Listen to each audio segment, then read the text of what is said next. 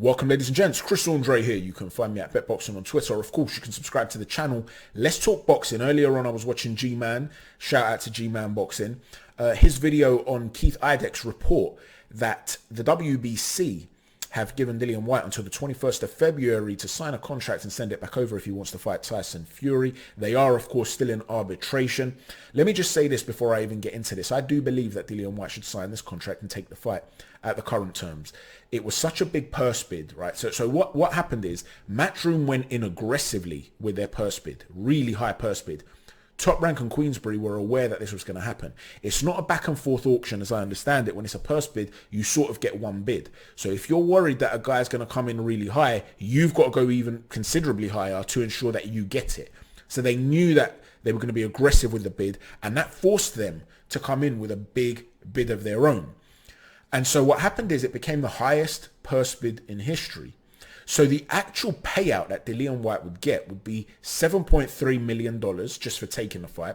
With a 10% bonus if he was to win, it would take him up to $8.2 million. That's obviously a massive payday. It would be a career high payday. I don't consider that to be a justification as to why he should take the fight. You know, a lot of people say, will it be a career high payday? Well, yeah, of course, but it's a career high fight. So it's bound to be a career high payday. The bigger the obstacle, the bigger the fight, the more you're going to get paid. It doesn't mean just because it's a career high pay. You could be a career high payday by a tenner. It doesn't mean that it's a justified amount for you to take, right? Now, I've always said, and I've done a video on this, I will put it in the description box of this video, as well as provide a link at the end of this video.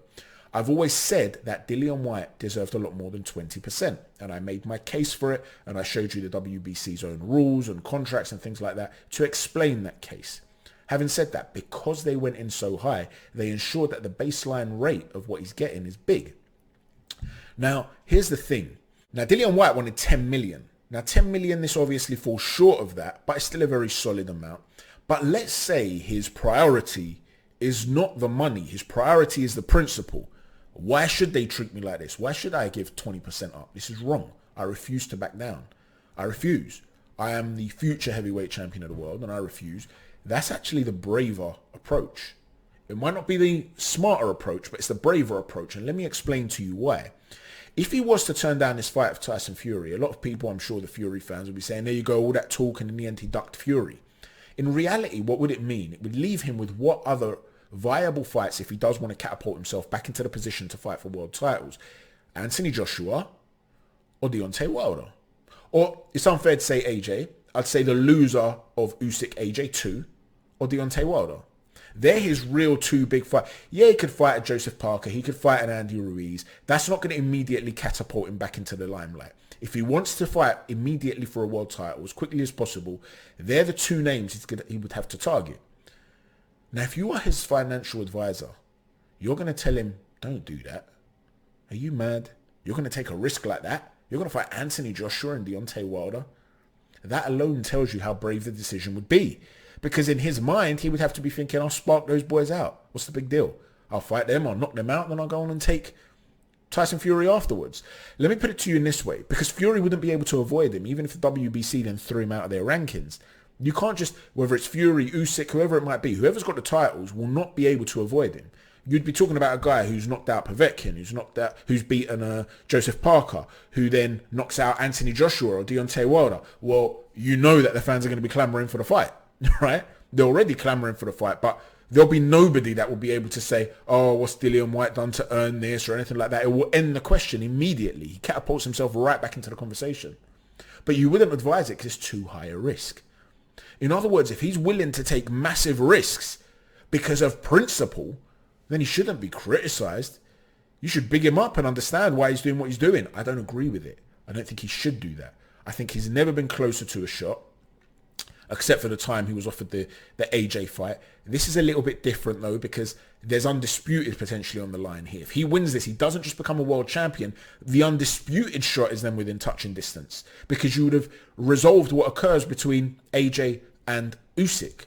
So you're within touching distance of doing something historical. So take the fight. But this idea that if he backs himself, he has to accept the offer. No, it's the other way around. If he's not risk averse and he truly thinks he could walk through everyone in this division, then don't take it. Turn it down. Go knock out Deontay Wilder and Anthony Joshua, and then what? I mean, he's 34 years old. He hasn't got all the time in the world. But if he goes and does that, wow, what a legacy. Imagine he was to do that. What a legacy. Nobody talks about Dillian Whyte as being an all-time great. That will change overnight if he did something like that. So should he take the fight? Yes, he should. Sign a contract, send it over. You know, you're going to leave, I don't know, 2.5 million or 1.8 million on the table compared to what you would have typically wanted. That's a price you're going to have to pay financially. I understand it's the principle. If it's the principle you're concerned about, fight Tyson Fury. If you're capable of beating him and you believe you will, beat Fury. Then go for the undisputed. When you're done with that, throw the WBC title in the bin. If you've got that much of a thorn in your side, do that. Become undisputed, then throw the title away. Never fight for it again. But this is your moment. It's no skin off of Mauricio Sulaimán's back if you don't take this fight. But in terms of bravery, this idea that if he's brave, he has to take it. No, I think it's the other way around. Let me know what you think about that. Thanks for watching, everyone. Chat to you soon. God bless.